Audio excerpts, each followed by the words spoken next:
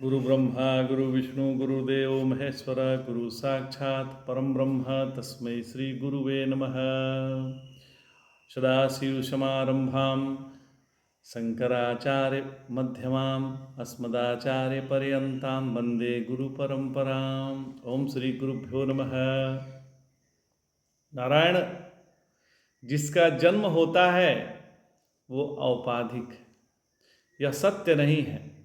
सत्य केवल निरुपाधिक है। जैसे आदमी निरुपाधिक है पर पति औपाधिक है। यदि पत्नी चली गई तो पति को क्या हुआ? तो पति जो औपाधिक था वो मर गया। लेकिन आदमी जो निरुपाधिक है वो तो है। तो सांख्य के माध्यम से हम अपने को देह से अलग कर लें। हम देह नहीं हैं, ये हमें कौन बतलाता है? सांख्य बतलाता है। अब प्रश्न यह उठता है कि देह से अलग कौन है? यह देह से अलग कौन है? यहाँ पर ही सांख्य आकर फंस जाता है कि जो देह से अन्य है वो जीव है, पर ये गलत है। थोड़ा इसको सूक्ष्मता से हम समझते हैं। जैसे व्यक्ति को ब्रह्म मान लिया जाए तो ये हो गया निरुपाधिक। लेकिन वही व्यक्ति जब पति, पिता, पुत्र आदि की उपाधि का धारण किया तो वह हो गया जीव और दुखी हो जाता है, यह हो गया औपाधिक। मतलब वही व्यक्ति जो ब्रह्म है अपने उपाधि के कारण जीव हो गया और उसी को सत्य मानता है जो वो नहीं है। नारायण, जिस क्रिया के साथ कर्तृत्वाभिमान जुड़ जाता है उसे कर्म कहते हैं और उस कर्म का ही कर्मफल होता है। जब कर्म योग क्या है? कर्म योग क्या है? तो जिस कर्म में कर्तृत्वाभिमान निकल गया उसको कहेंगे कर्मयोग। हम जो भी कर्म करते हैं वो किस लिए करते हैं? तो हम कोई कर्म चाहे प्रवृत्त स्वरूप हो या निवृत्त स्वरूप हो, चाहे हम बोलते हो या नहीं बोलते हैं, हम खाना खाते हैं नहीं खाते हैं,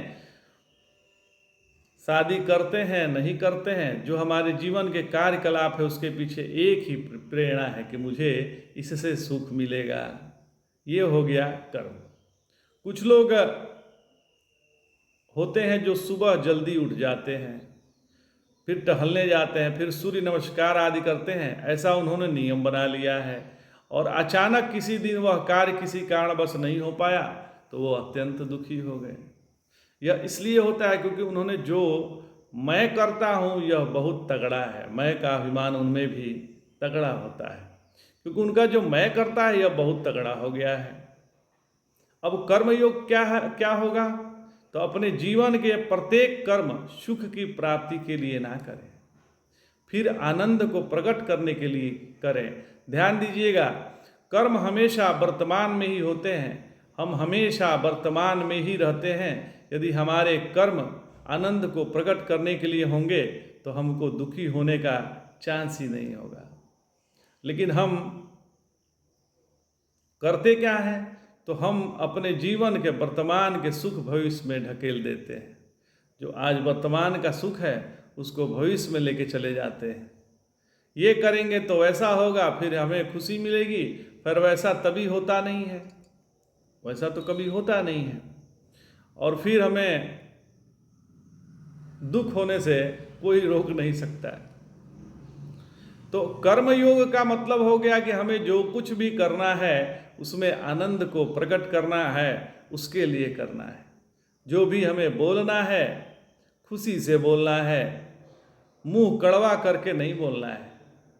किसी का सत्यानाश हो जाए ऐसा नहीं करना है। विचार भी करना है तो खुश होकर करना है। जब हमारे क्रिया से, विचारों से, शब्दों से आनंद प्रकट होगा तब उसे कहते हैं कि कर्म योग और आनंद का प्रकटीकरण।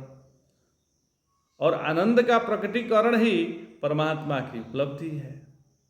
नारायण, यदि हमारे मन में कोई संदेह है, किसी को लेकर के जो वैराग्य से युक्त महात्मा है श्रोत्रिय ब्रह्मनिष्ठ है, जिनको इस दुनिया में कुछ करना नहीं है, ऐसे महात्मा के पास हमें जाना चाहिए। यदि हमारे मन में कोई संदेह है तो कहाँ जाना चाहिए? तो श्रोत्रिय ब्रह्मनिष्ठ वैराग्य संपन्न महात्मा के पास जाना चाहिए और सीधे अपनी समस्या उनके सामने रखना चाहिए। फिर तर्क मत करिए, वे जो बता रहे हैं वो करिए। श्रद्धावान लभते ज्ञानम तत्परः सत्येंद्रियः। श्रद्धा की आवश्यकता है। किसी भी महात्मा के पास जाएं तो श्रद्धावान होकर जाएं और जो उपदेशित करते हैं उस पर अमल करें। आध्यात्मिक प्रगति का लक्षण यह है कि अपने में सभी विशेषताओं का समाप्त हो जाना, मतलब हमारी सारी विशेषताएं समाप्त हो गई हैं। परमात्मा जो है निर्विशेष हैं। हमें कोई विशेषता निर्माण नहीं करनी है। मृत व्यक्ति में भी परमात्मा है और जिंदा व्यक्ति में भी परमात्मा है। परमात्मा के बिना शव और जिंदा व्यक्ति की सत्ता दोनों असंभव है।